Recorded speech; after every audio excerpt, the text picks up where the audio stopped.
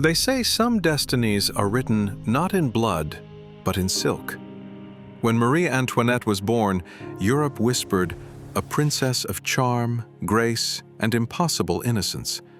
No one imagined that this fragile girl would one day sit on France's throne, or that her fall would shake the world like thunder. Before her, Versailles shimmered with centuries of glory. After her, it would become a graveyard of broken crowns. Her name was Maria Antonia, 15th child of an empress. To Austria, she was a promise. To France, a political offering.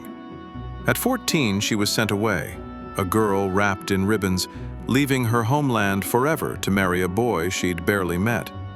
The world expected a queen. Inside, she was still a child. 18th century France dreamed of enlightenment, philosophy, renewal of ideas, new freedoms. Yet Versailles stood frozen in time. Gold, mirrors, ritual, and unimaginable privilege. Into this world Marie stepped, a foreigner among wolves. Her marriage to Louis XVI was not love, it was duty. He was shy, awkward, and burdened by a crown he did not want. She was radiant, restless, desperate to feel alive. Together, they were two children pushed onto a throne built for giants. Versailles smothered her. Rules dictated her every breath. Courtiers watched, whispered, judged. A single gesture could spark rumors across Europe.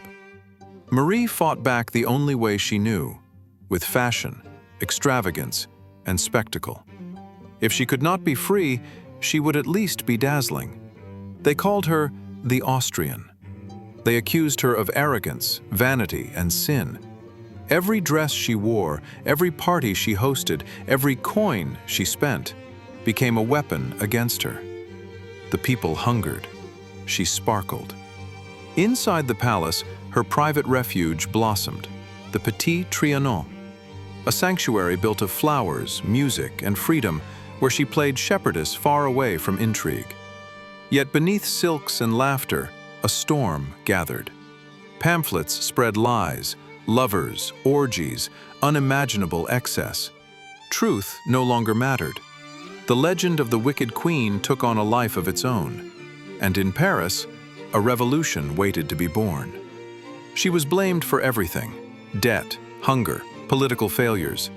Madame Deficit, they called her. Yet she spent less than many kings before her. But truth never stood a chance against rage. Still, she tried. She advised Louis, wrote letters to allies, fought to save a collapsing monarchy. But every decision only fueled the fire. France wanted change, and the crown became its enemy. The drums of revolution grew louder. Bread riots ignited mobs. Anger marched toward Versailles like a tide of steel and fire. The Queen of France was about to meet her people. When the mob stormed the palace, Marie faced them on a balcony, pale, shaking, yet unbroken. She bowed her head. For a moment, silence fell. Even the furious can be moved by courage. The royal family was forced to Paris, prisoners disguised as monarchs. Marie's jewels were gone, her gowns replaced with mourning black. But her resolve hardened. She became a mother before she became a queen. And now, a mother behind bars. Her children were her final kingdom, the only ones she could still protect. But the revolution devours its own children, and queens most of all. Every ally fled or died. Every hope collapsed. Only her dignity remained. The king was executed first. His death thundered across Europe. Marie did not cry. Her tears had been spent long ago. But the silence after the blade was the worst sound she'd ever heard. They took her children away. They called her a monster, a traitor, the enemy of the people.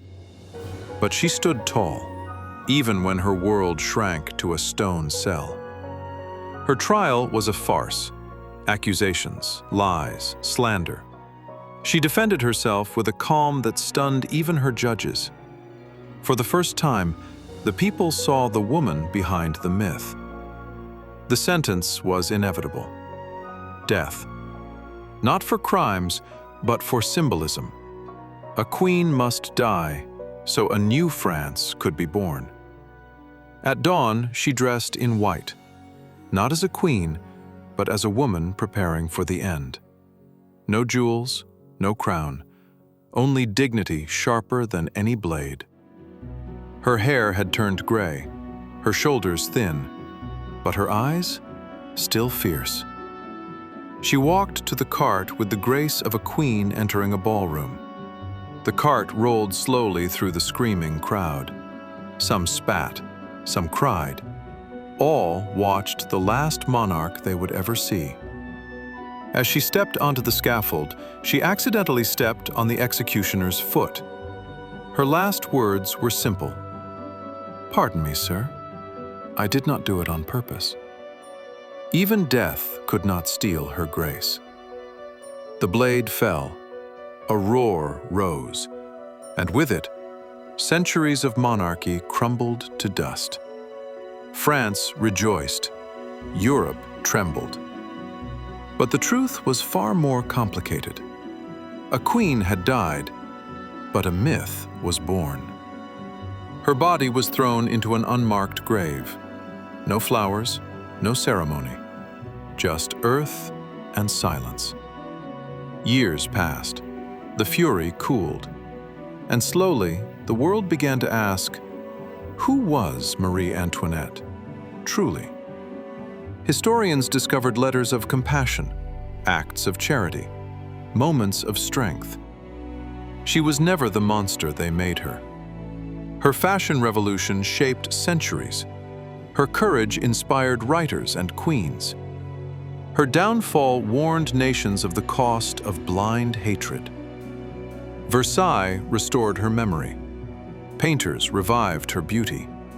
And the world learned to see her not as a villain, but as a woman trapped between eras. Her children suffered. Her husband died. Her kingdom burned. Yet she faced it all without ever losing her poise.